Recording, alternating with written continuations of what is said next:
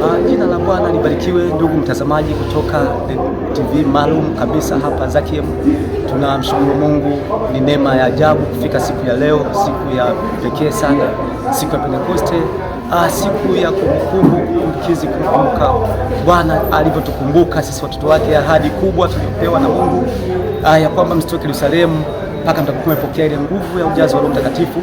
Tumepata somo zuri siku ya leo kutoka kwa mtumishi wa Mungu Mzee Julius Vitaliho. Ametufundisha somo zuri kutokana na jinsi ambavyo kuna umuhimu katika maisha ya Mkristo juu ya Roho Mtakatifu, namna ambavyo anavyoishi ndani yake, anatusaidia kujikinga mbali na dhambi, anatuepusha na vikwazo mbalimbali. Hiyo ni moja ya faida ya Roho Mtakatifu. Na pia kwa majina ya Mbagala, hapa tuko kwenye kanisa la FPCT Bethel Zakiem, na somo la leo linazungumziwa na mhubiri wetu Julius Atueleza kazi zake, umuhimu wa Roho Mtakatifu. Mimi nitaeleza umuhimu wa Roho Mtakatifu kwa maisha ya kila mtu, kila aliyempokea na kila aliyemkabidhi maisha yake. Faida ya kwanza, Roho Mtakatifu ni kiongozi. Ukiwa na Roho Mtakatifu, hata kama kuna jambo unataka kufanya, ukiwa na yeye anakuelekeza uende vipi, ufanye vipi. Asifiwe. Kwa majina anaitwa Lamek Rafael, natokea kanisa la FPCT Bethel Zakiem Center.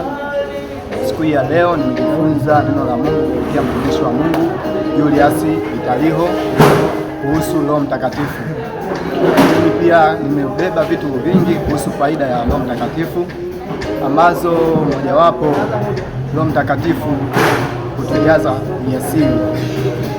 Nimeona hiyo ni mojawapo ya faida ambayo nimejifunza siku ya leo, lakini nimeona kwamba Roho Mtakatifu ana faida nyingi kwa sisi. Faida nyingine pia, Roho Mtakatifu ni mwalimu kwetu, huwa hutufundisha, kutuelekeza pale ambapo tunakuwa hatuelewi, pale ambapo tunakosea, kuturekebisha. Lakini vile pia Roho Mtakatifu ni mwombezi kwetu. Roho Mtakatifu ni mwongozi kwetu, maana yake kutuombea pale ambapo tunashindwa kuomba, kutuelekeza, kutuombea kupitia maombi ambayo si wenyewe hatuwezi. Yaani pale ambapo tunashindwa kuomba, yeye mwenyewe hutuelekeza na kutuombea. Na kitu kingine cha mwisho, Roho Mtakatifu pia ni msaidizi kwetu.